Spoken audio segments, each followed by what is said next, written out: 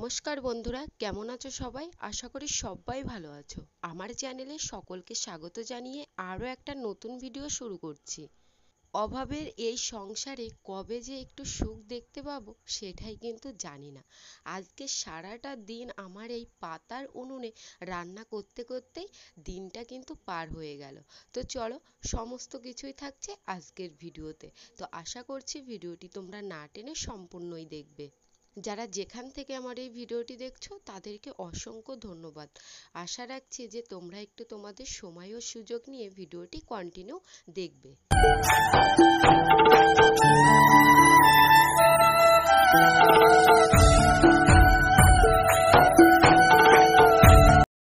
ঘুম ভাঙলেই বাড়ির বউদের মাথায় একটাই চিন্তা ঘুরপাক খায় যে আজকে কি রান্না বান্না করব। তো সকালবেলা নিজেকে একটু ফ্রেশ করে নিয়ে সোজা চলে আসলাম উনুন ধারে রুটি তৈরি করব। আর আগেই তো আমার আলু চচ্চড়ি তৈরি করা কমপ্লিট হয়ে গেছে। আর এই সমস্ত আটা কিন্তু আমাদের রেশন থেকেই দিয়েছিল। তো যেহেতু এখন গরমকাল, রুটি না খাওয়াই হয় না, তাই ভাবলাম যে আজকে রুটি তৈরি করি। না হলে এই আটার প্যাকেট যদি শুধু শুধু ঘরে পড়ে থাকে দেখা যাবে যে এক পর্যায়ে গিয়ে না পোকা ধরে গেছে আর কি। তাই যে কথা সেই কাজ, সেই মতেই কিন্তু এখানে এই যে আলু চচ্চড়িটা নামিয়ে নিয়ে এখন আমি আটাটা বেশ ভালো করে কিন্তু মাখিয়ে নিচ্ছি। একটা দিদিভাই আমাকে কমেন্ট করেছিল যে দিদি তোমার ভিডিওগুলো দেখতে সত্যি খুব ভালো লাগে। আরও একটা দিদিভাই কমেন্ট করেছিল যে এখন কষ্টের মধ্যে দিয়ে দিন কাটাচ্ছ, একদিন না একদিন ভগবান ঠিক সমস্ত কষ্টই কিন্তু দূর করে দেবে।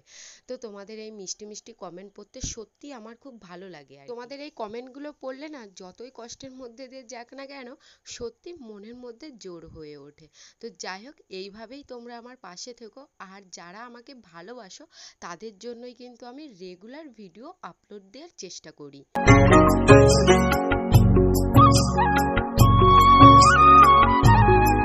গরমকাল, প্রচণ্ড কিন্তু গরম পড়ছে আমাদের এদিকে, তার মধ্যে আবার রোদ্দুর। তো সত্যি খুবই বিরক্ত লাগে রান্না করতে, তবুও কি আর করার আছে, করতে তো হবেই, তাই না?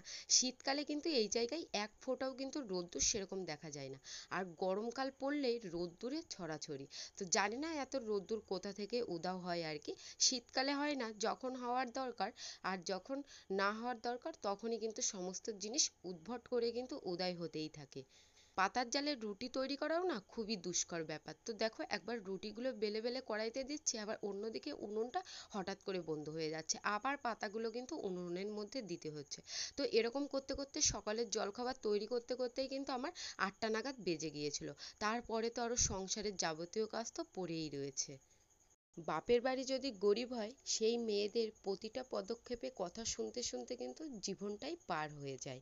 বাপের বাড়ি থেকে মেয়েদের জিনিসপত্র না দিলে কিন্তু কখনোই সেই মেয়ের সকাল্লাদ কিছুই কিন্তু পূরণ হয় না। তো যাই হোক, অনেক কথারই সম্মুখীন হতে হয়েছে আর কি। আমার বিয়ের পরপরই হঠাৎ করেই কিন্তু আমার বাবা অসুস্থ হয়ে পড়ে, তার চোখের প্রবলেম আর কি।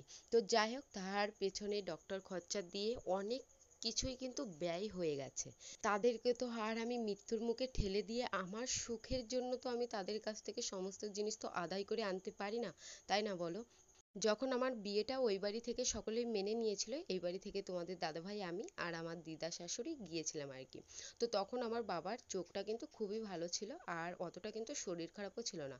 তো প্রথম প্রথম গিয়েই বাবা হচ্ছে তোমাদের দাদাভাইয়ের জন্য একটা আংটি তৈরি করে দিয়েছিল আর কি। তো তারপর থেকে হঠাৎ করে কিন্তু বাবার প্রচণ্ড শরীর খারাপ, চোখের প্রবলেম আর কি। তো কিছুতেই কোনো কাজ হয় না, তারপরে এদিক ওদিক করে প্রচুর টাকা ব্যয় করার পরে শেষমেশ কিন্তু নেপালে গিয়েছিল। তো সেখান থেকে কিন্তু এখনো পুরোপুরি সুস্থ হয়নি, কিন্তু আগের থেকে একটু ভালো আছে আর কি। তোমরা প্রত্যেকেই যারা আমাকে ভালোবাসো, তো আমি তো ভগবানের কাছে সবসময় প্রার্থনা করি, তোমরাও আমার মতো ভগবানের কাছে একটু প্রার্থনা করো যাতে আমার বাবা ভালো হয় আর কি। তো মেয়েদের না বাবার কাছে সমস্ত আবদারগুলো কিন্তু লুকিয়ে থাকে। তোমাদের সঙ্গে মোটামুটি কথাবার্তা শেয়ার করলাম, এখনো অনেক কথাই বলার আছে, কিন্তু আজকের ভিডিওতে আমি বলবো না, পরে অন্যদিন কিন্তু বলবো। তো আমার রুটি তৈরি করা মোটামুটি কমপ্লিট হয়ে গেছে। তো এখন সোজা চলে আসলাম মাছ নিয়ে কলতলায়। আর মা এই যে সকালবেলায় মাছটা রেখে দিয়েছিল আর কি। তা আমি ভাবলাম যে মা যেহেতু বসে বসে বিড়ি বাজছে, তো আমি মাছটা কলতলায় নিয়ে গিয়ে একেবারেই কিন্তু কেটে ধুয়ে উঠে পড়ি আর কি। এই মাছের কিন্তু প্রচণ্ড আঁশ থাকে। তো এই সিলভার কাপ মাছ কাটতে যতটা না সময় লাগে, আঁশ কিন্তু ছাড়াতে গিয়ে তার থেকে বেশি সময় লাগে। একেবারেই কিন্তু বিরক্তিকর। আর এর আঁশগুলোও না একেবারেই কিন্তু ছোট ছোট, দেখা যায় না যে কোথায় রয়েছে। তারপরে কাটার পরে মনে হয় যে এই জায়গায় এবার রয়েছে। তো যাই হোক, অনেকক্ষণ ধরে আঁশগুলো ছাড়ানোর পরে এখন এই যে মাছটা কিন্তু আমি কেটে নিচ্ছি। তো চলো বন্ধুরা, এক এক করে আমি মাছটা কেটে নিই, তারপরে আবার তোমাদের সঙ্গে কথা হচ্ছে।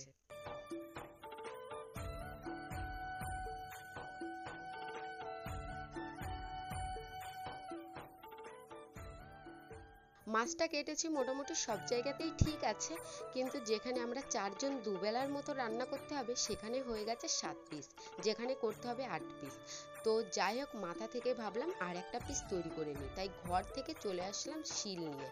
তো শিল দিয়ে এই যে মাছের মাথাটা কিন্তু আমি কেটে নিলাম। তো হাত দিয়ে কিন্তু প্রথমে পারিনি, চেষ্টা করেছিলাম হাত দিয়েই কেটে নেবো আর কি।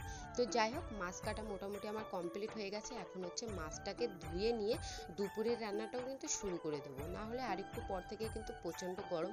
তো ভাত আমার হয়ে গেছে, এখন হচ্ছে মাছগুলো কিন্তু তেলে ভেজে নেবো আর কি।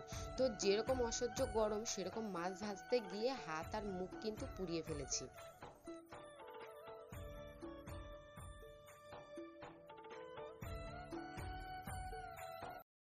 মাছ দিয়েছি ভালো কথা। তো এই দেখো, যেই মাছটা উল্টাতে গেলাম আর অমনি কিন্তু তেল ছিটকে আমার হাতে পড়ে গেছে। তাও আগে হাতের দিকে নজর নেই, আগে মাছগুলো সমস্ত কিছুই উল্টিয়ে দিয়েছি, তারপরে এই যে একটু কাঁচা লবণ কিন্তু হাতে মেখে নিলাম আর কি। তারপরে মাছ তুলতে গিয়ে আবার দেখো মুখেও লেগে গেছে গরম তেল। তো আমি না যখন রান্না করছিলাম তখন কিন্তু অতটা বুঝতে পারিনি, কিন্তু তার পরের দিন যখন আমি আয়না দেখলাম, তো তখন দেখেছি মুখে সত্যি ঠোলা পড়ে গেছে, বেশ কিন্তু লম্বা হয়ে আর বড় হয়ে গেছে ঠোলাটা। তো যাই হোক, এই যে প্রথমবারের মাছগুলো ভাজা হয়ে গেছে, এখন হচ্ছে দ্বিতীয়বারের মাছগুলো কিন্তু ভেজে নিচ্ছি। এখন না খুবই সাবধানে মাছগুলো ভেজে নিচ্ছি আর কি। তো দেখো, আমি রান্না করছি আর এটাই হচ্ছে আমাদের বাড়ি। তো এইবার একটা আম গাছেও কিন্তু আম ধরেনি আর কি। তো বাইরের পরিবেশটাও কিন্তু তোমাদেরকে একটু দেখিয়ে দিলাম। তো এই কড়াইটা যতই আমি পরিষ্কার করি না কেন, তো রান্না করতে এসে যে এতটা পরিমাণে কালি পড়বে, মনে হয় যে কোনো জীবনেই কড়াইটা কিন্তু মাজি না। তো যাই হোক, আজকে হচ্ছে মাছের ঝাল করব সর্ষে বাটা দিয়ে। মা সমস্ত কিছুই হাতের কাছে গুছিয়ে দিয়ে গেছে আর কি, মশলাপাতি। তো আমি সেই মতোই কিন্তু এই যে পাতার উনুনে রান্নাটা সেরে নিচ্ছি। তো এই যে বন্ধুরা, দেখো আমার মাছ রান্না করার কিন্তু ফাইনাল লুক। তো তোমাদেরকে দেখিয়ে দিলাম, আর এখনো কিন্তু দুটো রান্না বাকি রয়েছে। তো এই যে তোমাদের দাদাভাই আর হচ্ছে আমার শাশুড়ি মায়ের জন্য ভেন্ডি ভাজা তৈরি করে নিচ্ছে, যেহেতু ভেন্ডি ভাজা আমি আর আমার শ্বশুর মশাই দুজনের মধ্যে কেউই কিন্তু খায় না। তো আমাদের দুজনের জন্য করেছিলাম হচ্ছে উচ্ছে ভাজা। মা আর তোমাদের দাদা ভাইয়ের জন্য করেছিলাম ভেন্ডি ভাজা। তো দুধটাও আমি এই যে গরম উনুনে বসিয়ে দিলাম, বসিয়ে দিয়েছি। তো দুধটা বিকেলের মধ্যে কিন্তু দুধের জাল কিন্তু হয়ে যাবে, তাহলে কিন্তু রাতের বেলা আর উনুন ধারে যেতে হবে না। টান করে সোজা চলে আসলাম কিন্তু রুমে। তো চুলটা আমি বেঁধে নিলাম, এখন সিঁদুরটা পরে কিন্তু বাসি বিছানাটাও কিন্তু তুলে নেবো। তো সকাল থেকে আজকে এতটা কাজকর্মে ব্যস্ত ছিলাম। আর তোমাদের দাদাভাই তো যে তোমরা জানোই যে 8:30 না বাজলে দোকানে যায় না, যেহেতু ওর আগে আমার ঘুমটা ভেঙে যায়, তাই না বিছানাটা তোলা হয় না আর কি। তো যাই হোক, আর তোমাদের দাদাভাই তো বিছানা কোনো জীবনেই তো তুলবে না, তো আমাকেই তুলতে হবে, যতই লেট হোক যাই হোক না কেন। তো আজকে সংসারের কাজকর্ম করতে করতে কিন্তু ঘরের বিছানা তুলতেই কিন্তু ভুলে গেছি। তাছাড়া কিন্তু আমার ঘর ঝাড় দেওয়া, ঘর মোছা কিন্তু কমপ্লিট হয়ে গেছে। ভেবেছিলাম যে আজকে তোমাদের দাদাভাই হয়তো বিছানাটা তুলেই যাবে। তো যাই হোক, এটা হচ্ছে আমার সব থেকে ভুল ধারণা। এখন এই যে সংসারের কাজকর্ম সেরে নিজেকে ফ্রেশ করে নিয়ে পুজো দিয়ে তারপরেই কিন্তু বিছানা তোলার সময় পেয়েছি। এখন কটা বাজে জানো ঘড়িতে? এখন বাজে কিন্তু 1:45, মানে 2টো বাজতে আর বেশি দেরি নেই আর কি। তো যাই হোক, আর একটু পরেই আবার তোমাদের দাদাভাই আর বাবা কিন্তু খেতে চলে আসবে। তো গরমের মধ্যে কিন্তু আর আমি ভিডিওটি করতে পারিনি, এখন আবার বিকেলবেলা থেকে ভিডিওটি স্টার্ট করলাম।